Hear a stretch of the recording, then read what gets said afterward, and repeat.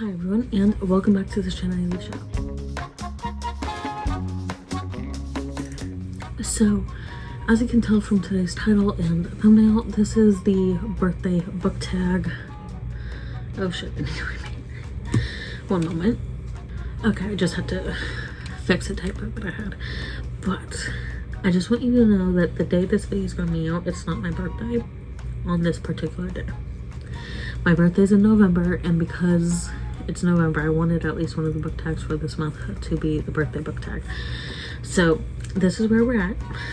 And then next Tuesday will be the official November book tag Tuesday, which will be a cozy autumn book tag. So that's the official November 2025 book tag Tuesday video. This one is just because it's my birthday. So I might do this one again next year. We'll have to see. I hope to, because I would kind of want to see how my answers changed over the years in regards to some of these prompts, but again, we'll see. So anyway, the first prompt to get into this is Birthday Cake, a book with a plot that seems cliche, but you adore it anyway. I don't know if I would adore it, but I don't know if I would say I adore this book, but I did really enjoy it, and which is why I'm putting it in this, just because I couldn't think of any other books that I adored, but it was like really cliche. But for me, this book is volume 1 of the Savior's Book Cafe Story in Another World. One second, let me. Story in Another World. So this one, it's kind of, I feel like the title kind of gives it away, which is partly cliche, at least for manga, or at least for some manga and some genres of manga, but it's kind of obvious what this is. So, a book lover's fantasy, Sukina is a single 30-something office worker whose favorite thing is curling up with a good book. When a god tells her that she must go to another world to become its magical savior, Sukina isn't interested. She has zero desire to go on some grand hero's journey. So when she arrives in this strange new land, she decides to use her magical powers to create a cozy little book cafe instead. Her first customer is a handsome soldier who loves reading almost as much as she does. But when a fellow savior starts causing trouble, Sukina might have to play the hero after all. So kind of like that reluctant hero trope that we see in a lot of stuff.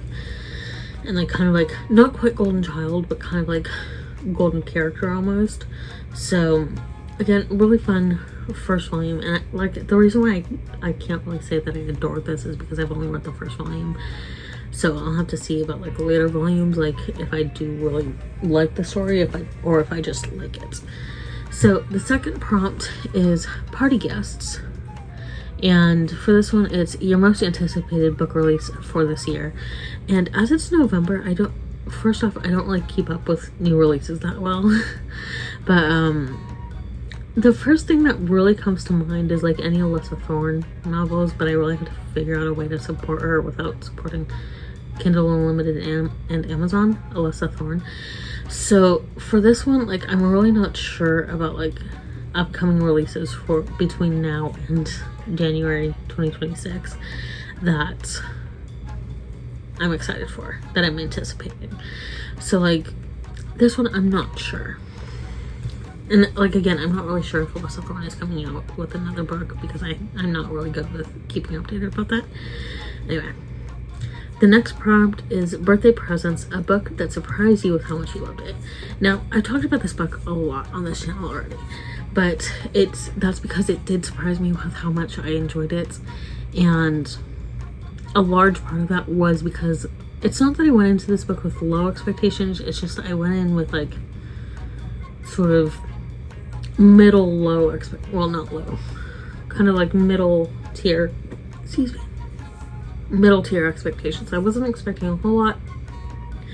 It's not that I was expecting nothing, but I wasn't expecting anything. I just wasn't expecting anything. So that is the perks of being an S-class heroine. I love this one. I like just want to kick up my feet with giggles, and it's just like I love this. So in this, you're following Elliot Rotland, who is a child prodigy. Thanks to her secret weapon, she's a trans mitigator, and she purchased an insurance package at the moment of her untimely end. And so she has this top tier support system to fall on, and she might just end up needing to become the next S-Class heroine with things not going very well. So the next prompt is Happy Birthday Song. And that one is a book that certainly deserves all the hype it got. And for this one, again, there isn't really a lot that I can think of, just because I don't tend to read a whole lot of hyped books. Because like that's one of the things that kind of deters me from reading books, is if it gets so much hype. Sometimes I will give in, but a lot of times like that deters me from reading the book. And I almost thought of like doing the opposite, but I couldn't really. I almost thought of doing the opposite because the Happy Birthday Song isn't universally well loved. So I was thinking, oh, what's a book that got a lot of hype but you think didn't deserve it? I couldn't think of anything, but the book series that I could think of for it deserving the hype it got is Emily McIntyre's Never After novels. I've read the first 1, 2, 3, 4. This is the 6th book, and then I have to read the 5th book. This is a series of interconnected standalones, and basically it's almost like the Disney Twisted Tales. It doesn't really answer what if questions, but it's like, what if the villain gets the girl at the end of the day, or like, what if the villain gets the guy in this case? So it's that kind of a what if question. So this one definitely deserves the hype it got.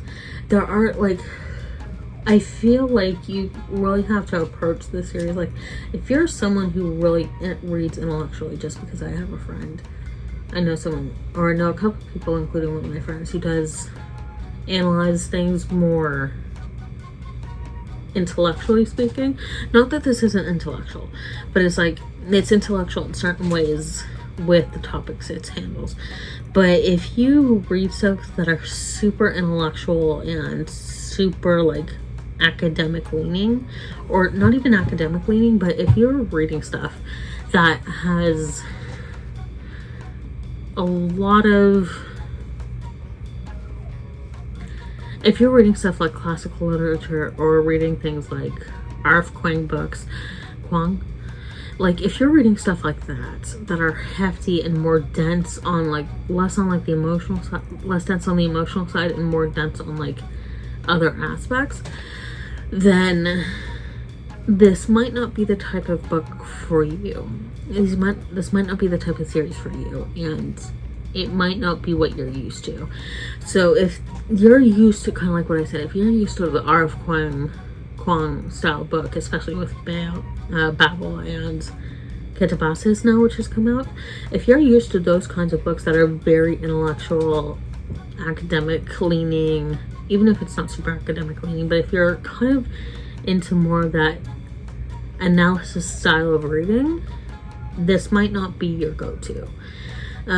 This might be more of like a popcorn read for you. And again, like I said, this isn't to say that the series isn't intellectual, because I feel like the series and similar books like it grapple with a lot of topics and themes that maybe you wouldn't normally talk about or hear her talked about, especially in like a romantic setting, whether it's like a real life romance and a real life partner you have, or that someone you know has had, or in fiction, like some of these topics like you don't talk about a lot. And I think romance is a really good, even though I'm not a big romance person, it's weird, I think romance is a really great way to kind of explore some of those topics that normally aren't talked about, especially when they are more romantic leaning. So, or it can lend themselves to a romantic leaning. So this series definitely deserves all the hype, but again, like, be aware of what you're getting into, because these are spicy books. So be aware of what you're getting into with the series. But with all of that said, the next prompt is Happy Music, a book with very beautiful and truly memorable quotes. For me, I feel like this will be no surprise to anyone who knows me, and if you've kind of been on my channel before, even though I haven't talked about this a whole lot, for me it's like the Hobbit and the Lord of the Rings series. I'm just showing the Hobbit right now. For me it's this, because it's like, I feel like what a lot of people, even though I am one of those people who does, I don't ship Frodo and Sam as hard as other fans do, but I do see it. And then I ship Bag and Shield, and it's like at the end of the day, I do understand a lot of the ships that revolve around this world, especially the gayer leaning, queer leaning ships. I do understand that, and a lot of them I 100% see it, and I do ship that. I do ship those ships as well. Some less than others, but I still, like I said, I still understand and ship them as well. But I think what a lot of people like kind of fail to understand with these series is that it's really about, we don't get a lot of books about like male friendships and like non-toxic healthy masculinity and non-toxic healthy male friendships. And the books and the movies explore that so well with having healthy male dynamics and healthy male role models. Like, something I've said is that if and when I ever have kids, like, they're going to be watching Lord of the Rings, and especially if I have sons, like, they're going to be watching Lord of the Rings, they're going to be watching Aragorn and seeing those dynamics, like, and seeing how Theoden is, seeing how Aragorn is, seeing how Legolas is to a lesser extent, but like, if you look at like Legolas and Gimli's friendship, I am one of those people who, like, that ship is one of the ones that I don't ship as much, but again, I do understand it. But if you're looking at that friendship, or the friendship between Aragorn, Legolas, and Gimli, or if you look at the friendship between Gandalf and Theoden, or looking at the Hobbit, looking at the friendship between Bilbo and Thorin, like, it's exploring healthy dynamics, or attempted healthy dynamics between male friendships and male friend groups, which again, I don't think we didn't get a lot before The Hobbit and Lord of the Rings, and we haven't gotten a lot since.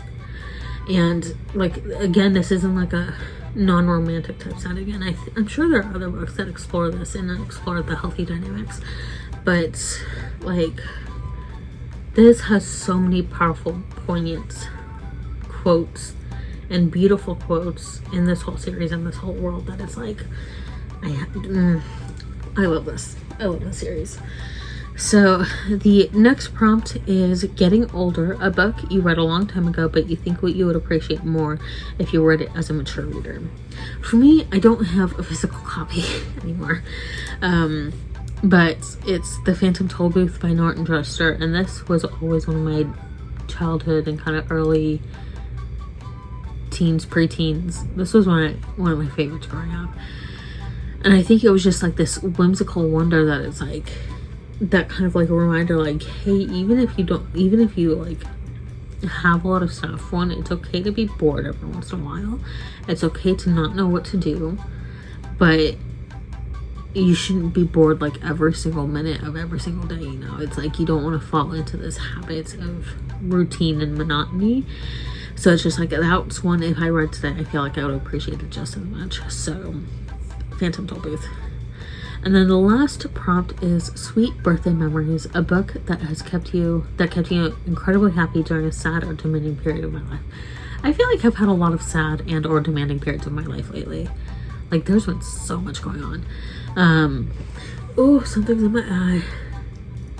And like, for me, going to Disney last month, that was like such a relief from everything and a break from everything, which is why, like, kind of like in my Disney Adults video, it's like, some people need that escape. And like I said in that video, I know I'm getting a little off topic here, but like I said in that video, Walt Disney created the parks and created the movies for people of all ages. So there's that. Keep that in mind. But to get back to this prompt, Sweet Birthday Memories, for me, I am kind of going through, like, there's a lot going on in my life right now. And like, for me, oh boy, I'm gonna start crying a little bit. I'm not gonna start crying. For Whom the Bell Tolls, I finished this relatively recently in terms of recording this video. Relatively recently. It's been a little bit, but anyway, like, there were so many points during this book where I was tearing up and basically crying a little bit.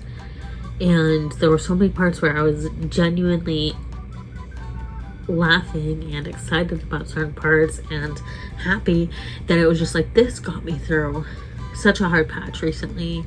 And like, I'm not gonna cry on camera, but some other books that kind of got me through a hard time, just as like the honorable mentions, were The Hobbit and then The Perks of Being an S-Class Heroine. Like those, like, and also Lord of the Rings. Like these books, like, books are powerful, you know, and it's like, you don't always have to read for critical thinking, for analysis. You can read for enjoyment. Now, most books do take some level of critical thinking and analysis. Like, you do have to think about what you're reading. I just turned on my wax warmers. So it's like, you do have to think about what you're reading and the media you're consuming, but it is also perfectly okay to just read for the sake of reading. That is perfectly acceptable. So anyway, with all of that said, thank you all for watching, and I'll see you all in my next video.